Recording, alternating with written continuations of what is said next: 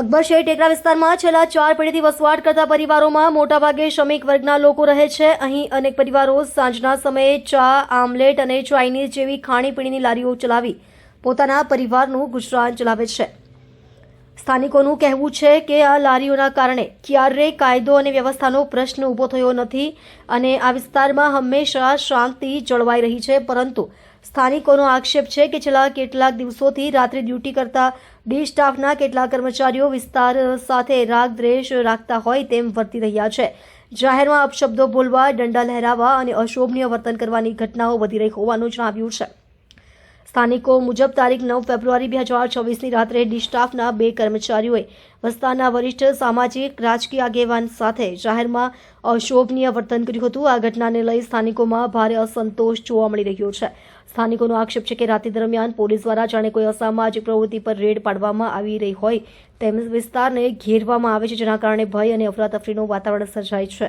તે ઉપરાંત સામાન્ય નાગરિકો પાસે જાહેરમાં આઈડી પુરાવાની માંગણી કરી કેટલાક લોકોને અટકાયત કરી કાયદાની કલમ 135 હેઠળ કાર્યવાહી કરવામાં આવે છે. સ્થાનિકોનો દાવો છે કે સામાન્ય લોકોને પણ હિસ્ટ્રી શીટર સમાન ગણાવી કાર્યવાહી કરવામાં આવે છે અને જામીન માટે નાણાંની માંગણી થતી હોવાના આક્ષેપ પણ કરવામાં આવ્યા છે.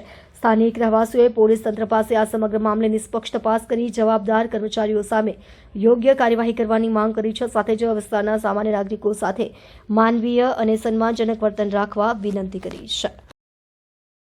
અકબરશેઠ ટેકરા નિઝામ ભવાની દરગાહ પાસે મૂળ ઉદ્દેશ છે કે 9 તારીખે બેઠા આપણે ત્યાં જે નાઇટમાં વિસ્તારમાં હશે તો ચેતનભાઈ મહિપત જાય એ ગયા એટલે કોલે પિક્ચરની જેમ એન્ટ્રી 12 વાગતા સાડા 11 પોણા 1 હા પેલા વાત તો હમણાં ભાઈ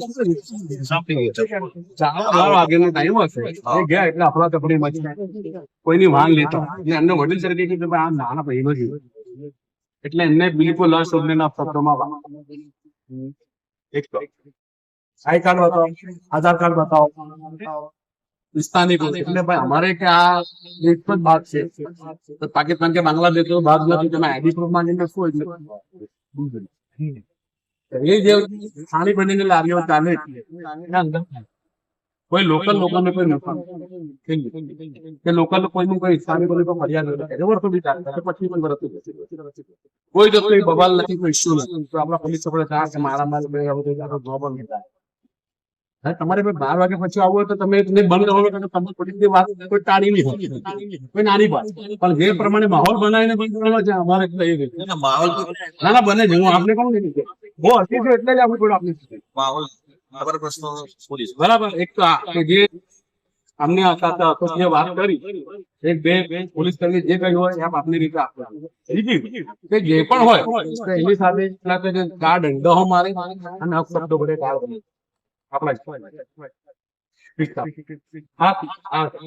કોઈને લઈ જાય તો સીધો 135 નો કલમ ગુનો દાખલ કરે એની પાસે 1500 2000 જે કઈ પ્રોસેસ લઈ છે આપણી